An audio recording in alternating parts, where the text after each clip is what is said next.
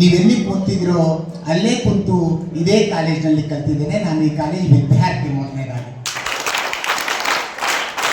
ಸರ್ಕಾರಿ ಪ್ರಥಮ ದರ್ಜೆ ಕಾಲೇಜಿನ ಜೇವರಿಗೆಯ ವಿದ್ಯಾರ್ಥಿ. ಯಾವ ಕಾಲೇಜಿನಲ್ಲಿ ನಾನು ಓದಿದ್ನೋ ಅದೇ ಕಾಲೇಜಿನಲ್ಲಿ ಸುಮಾರು 11 ವರ್ಷ ಪ್ರಾಧ್ಯಾಪಕನಾಗಿ ಇಲ್ಲಿ ಕೆಲಸ ಮಾಡಿದ್ದೇನೆ ಅನ್ನೋದು ನನಗೆ ಮತ್ತೊಂದು ಹೆಮ್ಮೆಯ ಸಂಗತಿ ಅಂತ. ಹಾಗಾಗಿ ಒಂದು ಕಡೆ ಹೇಳ್ತೇವೆ, ಎನಿತು ಜನ್ಮದಲ್ಲಿ ಎನಿತು ಜೀವರಿಗೆ ಎನಿತು ನಾವು ಋಣಿಯೋ, ಅರಿತು ನೋಡಿದರೆ ಬಾಳು ಎಂಬುದು ಋಣದ ರತ್ನಗಳಿಯೋ ಅಂತ. ಈ ಮಹಾವಿದ್ಯಾಲಯ ನನಗೆ ಅಕ್ಷರವನ್ನು ಕಲಿಸಿದೆ, ಉದ್ಯೋಗವನ್ನು ಕೊಟ್ಟಿದೆ. ನನ್ನ ವ್ಯಕ್ತಿತ್ವ ಎಷ್ಟು ಬೆಳವಣಿಗೆ ಆಗಬೇಕೋ ಅದಕ್ಕೆ ದುಪ್ಪಟ್ಟಾಗಿ ವ್ಯಕ್ತಿತ್ವವನ್ನು ಬೆಳವಣಿಗೆ ಮಾಡಿದಂಥ ಈ ಮಹಾವಿದ್ಯಾಲಯದ ಋಣವನ್ನು ನಾನು ಏನೇ ಮಾಡಿದ್ರೂ ಕೂಡ ತೀರಿಸಲಿಕ್ಕೆ ಸಾಧ್ಯ ಇಲ್ಲ ಅಂತ. ಯಾಕಂದರೆ ಆ ಮಹಾವಿದ್ಯಾಲಯ ಅಷ್ಟೊಂದು ಗಟ್ಟಿತನವನ್ನು ನಾನು ಕೊಟ್ಟಿದೆ. ನಾನಿವತ್ತು ಮಾತನಾಡಬೇಕಾಗಿರೋದು ಏನು ಅಂದರೆ, ಕೆಳಗೆ ಕುಂತಹ ಎಲ್ಲ ವಿದ್ಯಾರ್ಥಿಗಳು ನನ್ನ ಹಾಗೆ ಮೇಲೆ ಬಂದು ನಿಲ್ಲಬೇಕು ಅಂತ. ಒಂದು ಕಡೆ ನಾನು ಈ ಕಾಲೇಜಿನ ಅಲುಮ್ನಿ ಅಂದರೆ ಹಳೆಯ ವಿದ್ಯಾರ್ಥಿ, ನೀವು ಪ್ರಸ್ತುತ ವಿದ್ಯಾರ್ಥಿ, ನಾನು ಹಳೆಯ ವಿದ್ಯಾರ್ಥಿ, ನಾವಿಬ್ಬರು ಒಂದ. ಸೊ ಹೀಗಾಗಿ ನೀವೇನು ಮಾಡಬೇಕಾಗಿದೆ ಅಂದರೆ, ಅಲ್ಲೇ ಕೂತ್ಕೊಳ್ಳಾರ್ದೆ ಇಲ್ಲಿಗೆ ಬರಬೇಕಾಗಿದೆ. ಇಲ್ಲಿಗೆ ಬರಬೇಕು ಅಂದರೆ ನಮ್ಮ ಮುಂದೆ ಇರುವಂತಹ ಸಾಧನೆಯನ್ನು, ನಮ್ಮ ಮುಂದೆ ಇರುವಂತಹ ಅವಕಾಶಗಳನ್ನು ಕೈ ಬಾಚಿ ನಾವು ಎಳೆದುಕೊಳ್ಬೇಕಾಗ್ತದೆ ಅಂತ. ಪ್ರತಿಯೊಬ್ಬ ವಿದ್ಯಾರ್ಥಿಯು ಜ್ಞಾನದ ಕಣಜ, ಆದರೆ ಆ ವಿದ್ಯಾರ್ಥಿ ಇರುವಂಥ ಅವಕಾಶವನ್ನು ಸಮರ್ಥವಾಗಿ ಬಳಸ್ಕೊಳ್ಳದೆ ಇದ್ದರೆ ಅವನು ಜೀವನದಲ್ಲಿ ಹಿಂದುಳಿತಾನೆ ಅಂತ. ನೋಡ್ರಿ, ಕಲ್ಲು ಬಿದ್ದಿರ್ತಾವೆ, ಕಲ್ಲು ನೋಡ್ತಿರಲ್ಲ, ಪ್ರತಿಯೊಂದು ಕಲ್ಲಿನೊಳಗೂ ಬೆಂಕಿ ಅದ. ಆದರೆ ಆ ಕಲ್ಲು ಅಲ್ಲ ಬಿದ್ದಿದ್ರೆ ಬೆಂಕಿಯಾಗಿ ಪರಿವರ್ತನೆ ಆಗಲಿಕ್ಕೆ ಸಾಧ್ಯ ಇಲ್ಲ. ಅದರ ಬದಲಿಗೆ ಆ ಕಲ್ಲು ಏನು ಮಾಡಬೇಕು, ಮತ್ತೊಂದು ಕಲ್ಲಿನ ಜೊತೆ ಉಜ್ಜಬೇಕು, ಆಗ ಮಾತ್ರ ಬೆಂಕಿ ಬರ್ತದೆ ಅಂತ. ಹೌದಲ್ವಾ? ಅದೇ ರೀತಿ ನೀರಿನೊಳಗೆ ವಿದ್ಯುತ್ ಅದ. ಆದರೆ ನೀರು ನಿಂತಲ್ಲೇ ನಿಂತರೆ ಕೊಳಕು ನಾರ್ತದೆ, ವಿದ್ಯುತ್ ಉತ್ಪಾದನೆ ಆಗೋದಿಲ್ಲ. ಅದರ ಬದಲಿಗೆ ಆ ನೀರು ಮೇಲಿನಿಂದ ಧುಮುಕೋದನ್ನು ಕಲಿಬೇಕು. ಅದೇ ರೀತಿಯಾಗಿ ವಿದ್ಯಾರ್ಥಿಗಳು ನಿಮಗೆ ಸಿಗುವಂತಹ ಅವಕಾಶಗಳನ್ನು ಬಾಚಿಕೊಂಡಾಗ ನೀವು ಎತ್ತರಕ್ಕೆ ಹೋಗಲಿಕ್ಕೆ ಸಾಧ್ಯ ಇದೆ ಅಂತ.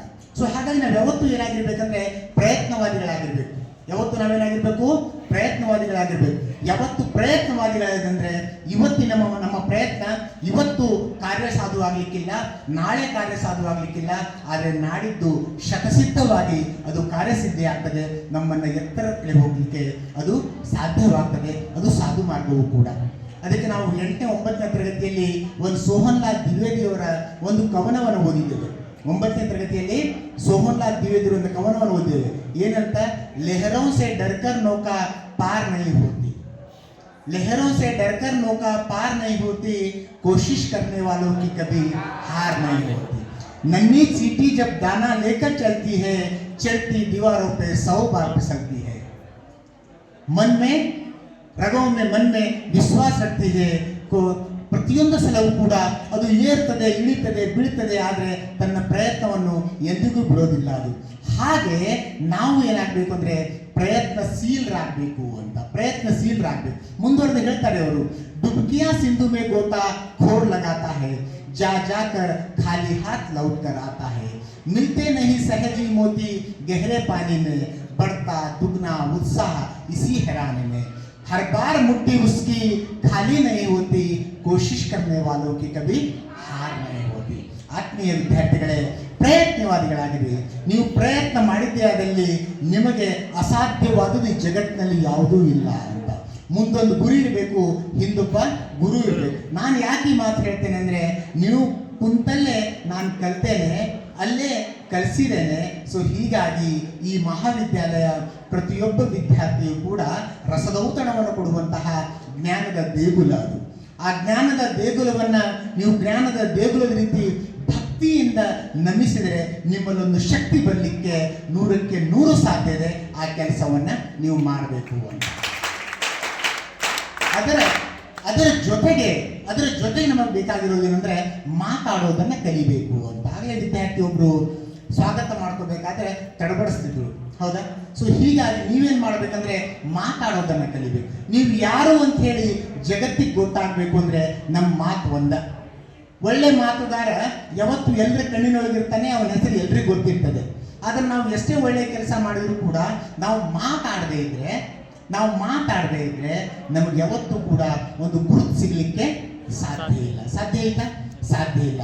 ಹಾಗಾಗಿ ಹೇಳ್ತಾರೆ, ಮಾತು ಬಲ್ಲವನಿಗೆ ಜಗಳವಿಲ್ಲ, ಊಟ ಬಲ್ಲವನಿಗೆ ರೋಗವಿಲ್ಲ. ಹಾಗಾಗಿ ನಾನು ಆಡ್ತಾ ಹೋಗ್ಬೇಕು, ಹಾಡ್ತಾ ರಾಗು, ಉಗುಳ್ತಾ ರೋಗ, ಆಡ್ತಾ ಭಾಷೆ ಅಂತ ಅದ್ಭುತವಾದ ಮಾತುಗಳನ್ನು ನೀವು ಆಡ್ಬೇಕು. ಹೇಳ್ತಾರೆ, ನೀನಾಡುವ ಮಾತು ಹೀಗಿರಲಿ ಗೆಳೆಯ, ಮೃದು ವಚನ ಮೂಲೋಕ ಗೆಲ್ಲುವುದು ತಿಳಿಯ. ಮೌನ ಮೊಗ್ಗೆ ನೊಡದು ಮಾತರಳಿ ಬರಲಿ, ಮೂರುಗಳಿಗೆ ಬಾಳು ಘಮಘಮಿಸುತ್ತಿರಲಿ. ನಮ್ಮ ಬಾಳ ಘಮಘಮ ಅನ್ಬೇಕು ಅಂದ್ರೆ ನಾವು ನಮ್ಮ ನಾಲಿಗೆಯಿಂದ ಮಾತಾಡೋದನ್ನು ಕಲಿಬೇಕು. ಸಹಜವಾಗಿ ಹಳ್ಳಿಯಲ್ಲಿ ನೋಡ್ರಿ, ನಮ್ಮ ಅಜ್ಜ, ನಮ್ಮ ತಾಯಿ, ನಮ್ಮ ಅಜ್ಜಿ ಮಾತಾಡಕತ್ರ ಮಾತಿನ ಲಹರಿ ಹಂಗ ಹರಿತು. ಅವ್ರು ನಿಮ್ಮಂಗೆ BA ಕಲ್ತಿಲ್ಲ, ನಮ್ಮಂಗೆ PhD ಮಾಡಿಲ್ಲ, SLC ಫಸ್ಟ್ ರ್ಯಾಂಕ್ ಬಂದಿಲ್ಲ, ಅನಕ್ಷರಸ್ಥರು ನೋಡ್ರಿ. ಬೆಳಗ್ಗೆಯಿಂದ ಮಾತಾಡಿ ಪ್ರಾರಂಭ ಮಾಡಿದ್ರೆ ಸಾಯಂಕಾಲವರೆಗೂ ಹಾಗ ಮಾತಾಡ್ತಿರ್ತಾರೆ ಅವರು. ಆದ್ರೆ ನಮಗೆ ಮಾತಾಡೋ ತರಬೇತಿ ಅಂತ ತಗೊಳ್ತೀವಿ ನಾವು ಓದಿದವರು. ಅವ್ರು ಹೇಳ್ತಾರೆ ನೋಡಿ, ಒಂದು ಹಳ್ಳ್ಯಾಗ ಈ ಕಡೆ ಹೊಲದಾಗ ಒಬ್ಬ ಹೆಣ್ಮಗಳು, ಈ ಕಡೆ ಹೊಲದಾಗ ಒಬ್ಬ ಹೆಣ್ಮಗಳು ಕೆಲಸ ಮಾಡ್ತಿರ್ತಾಳೆ. ಮಾಡುವಾಗ ಈ ಕಡೆ ಹೊಲದಲ್ಲಿ ಕೆಲಸ ಮಾಡುವಂತ ಹೆಣ್ಮಗಳು ಮತ್ತೊಬ್ಬ ಹೊಲದಲ್ಲಿ ಕೆಲಸ ಮಾಡುವ ಹೆಣ್ಮಗಳಿಗೆ ಹೇಳ್ತಾಳೆ. ಅವಳು ಹೊಲದಾಗ ಬಾಟಿ ಕಟ್ತಾರೆ, ಗೊತ್ತಾ ನಿಮಗೆ? ಎತ್ತುಗಳಿಗೆ ಬಾಟಿ ಕಟ್ಟಿ ಚಿಪ್ಪಾಟಿ ಆಯ್ತೀವಿ ನೋಡ್ರಿ, ಆ ಚಿಪ್ಪಾಟಿ ತಂದು ಎಲ್ಲಿಗೆ ಹಾಕ್ತೀವಿ? ದನಗಳಿಗೆ ತಂದು ಅಥವಾ ಎಮ್ಮೆಗಳಿಗೆ ತಂದು ಕರುಗಳಿಗೆ ಹಾಕ್ತೀವಿ. ಆಗ ಅವಳು ಹೇಳ್ತಾಳೆ ಏನಂತ, ಚಿಂತಾಕು ಇಟ್ಟುಕೊಂಡು ಚಿಪ್ಪಾಟಿ ಆಯುವಾಗ ಚಿಂತಿಲ್ಲ ಏನ ನಿನಗಿಷ್ಟು. ಚಿಂತಾಕು ಇಟ್ಟುಕೊಂಡು ಚಿಪ್ಪಾಟಿ ಆಯುವಾಗ ಚಿಂತಿಲ್ಲ ಏನ ನಿನಗಿಷ್ಟು ನಿನ್ನ ರಾಯ ಅಲ್ಲೊಬ್ಬಳು ಕೂಡ ನಗತಿದ್ದ. ಅಂದ್ರೆ ಚಿಂತಾಕು ಅಂದ್ರೆ ಆಭರಣ. ಅವಳು ಹೇಳ್ತಾಳೆ, ಚಿಂತಾಕು ಇಟ್ಟುಕೊಂಡು ಚಿಪ್ಪಾಟಿ ಆಯುವಾಗ ಚಿಂತಿಲ್ಲ ಏನ ನಿನಗಿಷ್ಟು ನಿನ್ನ ರಾಯ ಅಲ್ಲೊಬ್ಬಳು ಕೂಡ ನಗತಿದ್ದ ಅಂತ ಏನ್ ಮಾಡ್ತಾಳೆ ಅವಳು? ಬೆಂಕಿ ಹಚ್ಚಿದ ತಕ್ಷಣ ಪಕ್ಕದ ಹೆಣ್ಮಗಳು ಯಾವತ್ತು ಗಂಡನ ಬಿಟ್ಕೊಡಲ್ಲ. ಗಂಡ ಅಂದ್ರೆ ದೇವರು ಅಂತ ಭಾವಿಸಿರ್ತಾಳೆ. ಅದಕ್ಕೆ ಅವಳು ಹೇಳ್ತಾಳೆ, ನಕ್ಕರ ನಗಲವ್ವ ನಗುಮುಖದ ಖ್ಯಾದಿಗಿ ನಾ ಮುಚ್ಚಿ ಮುಡಿಯುವ ಪರಿಮಳದ ಹೂ ಅವಳೊಂದು ಗಳಿಗೆ ಮುಡಿಯಲಿ. ಎಂತ ಅದ್ಭುತವಾದ ವಿಚಾರ ನೋಡ್ರಿ. ಸೊ ಅಲ್ಲಿ ಆ ಮಾತಾಡಿದ ನಂತರ ಮನೆಗೆ ಬರ್ತಾಳೆ. ಮನೆಗೆ ಬಂದು ಮನೆಯಲ್ಲಿ ಕೂತಿರ್ತಾಳೆ. ಗಂಡ ಬಂದಾಗ ಸಿಟ್ಟಿರ್ತದೆ ಮೊದಲೇ, ಹೌದಲ್ಲ? ಸಿಟ್ಟು ಗಂಡ ಬಂದ ತನಕ ಹೇಳಿಕ್ ಶುರು ಮಾಡ್ತಾಳೆ, ಎಲ್ಲಿ ಹೋಗಿದ್ ನನ್ನ ರಾಯ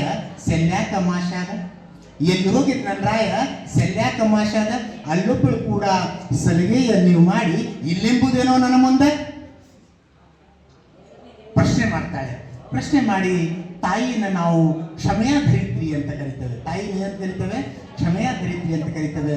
ಊಟ ಆಗ್ತದೆ. ಊಟ ಆದ ನಂತರ ತಾಯಿನೇ ಮತ್ತೆ ಸೋಲ್ತಾಳೆ.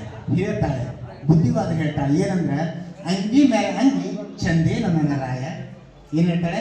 ಅಂಗಿ ಮೇಲೆ ಅಂಗಿ ಚಂದೇನೋ ನನ್ನ ರಾಯ, ರಂಬಿ ಮೇಲೆ ರಂಬಿ ಪ್ರತಿರಂಬಿ ತಂದರ ಚಂದೇನೋ ರಾಯ ಮನೆಯಾಗ. ಚಲೋ ನೋಡಪ್ಪ ಈ ಕೆಲಸ. ಸೊ ನಾನು ಹೇಳುವ ತಾತ್ಪರ್ಯ ಏನು ಅಂದ್ರೆ, ಅವ್ರು PhD ಮಾಡಲಿಲ್ಲ, ನಿಮ್ಮಂಗ BA ಕಲೀಲಿಲ್ಲ, MA ಮಾಡಲಿಲ್ಲ, ಎಷ್ಟು ಅದ್ಭುತವಾಗಿ ಮಾತಾಡ್ತಾರಲ್ಲ ಅವರು, ಯಾಕೆ ನಾವು ಮಾತಾಡ್ತಿಲ್ಲ? ನಾವು ಬೇರೆಯವ್ರಿಗೆ ಅನಿಸ್ತೀವಿ. ಬೇರೆಯವ್ರು ಏನಂತಾರೋ ಏನಿಲ್ಲೋ, ಯಾರು ಅಂದವ ಏನಾರೇ ಅನ್ನಲಕ್ಕ ನಾ ಬೆಳಿಬೇಕಾಗ್ಯದ, ನಾ ಉಳಿಬೇಕಾಗ್ಯದ, ನಾ ಜಗತ್ತಿಗೆ ನೆರಳಾಗಬೇಕಾಗ್ಯದ ಅಲ್ವಾ? ಸೊ ಹೀಗಾಗಿ ನೀವೆಲ್ಲ ಮಾತಾಡೋದನ್ನ ಕಲಿಬೇಕು ಅಂತ ಹೇಳ್ತಾ, ಇನ್ನು ಸಾಕಷ್ಟು ಮಾತಾಡೋದಿತ್ತು, ಸಮಯ ಇಲ್ಲ. ವಿದ್ಯಾರ್ಥಿಗಳೆಲ್ಲ ಹಳ್ಳಿಗಳಿಗೆ ಹೋಗಬೇಕು, ನಿಮ್ಮ ಗ್ರಾಮಗಳಿಗೆ ಹೋಗ್ಬೇಕು. ಹಾಗಾಗಿ ನಿಮ್ಮ ಸಮಯವನ್ನು ಹೆಚ್ಚಿಗೆ ತಗೊಳ್ಳಲ್ಲ, ಇಲ್ಲ ಸಾಕು, ಸಮಯ ತಗೊಳ್ಳಲ್ಲ. ಕೊನೆಯಲ್ಲಿ ಹಾರಲಿ ಹಾರಿ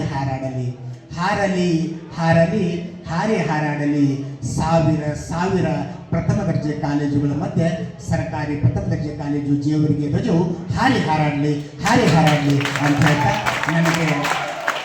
ನನಗೆ ಮಾತನಾಡಲಿಕ್ಕೆ ಅವಕಾಶ ಮಾಡಿಕೊಟ್ಟಂತಹ ಈ ಚಂದನ ವೇದಿಕೆ ಅನಂತ ಕೋಟಿ ಅಭಿನಂದನೆಗಳು ಸಲ್ಲಿಸ್ತಾ ನನ್ನ ವಿಚಾರಗಳನ್ನು ಮುಗಿಸ್ತೇನೆ. ನಮಸ್ಕಾರ.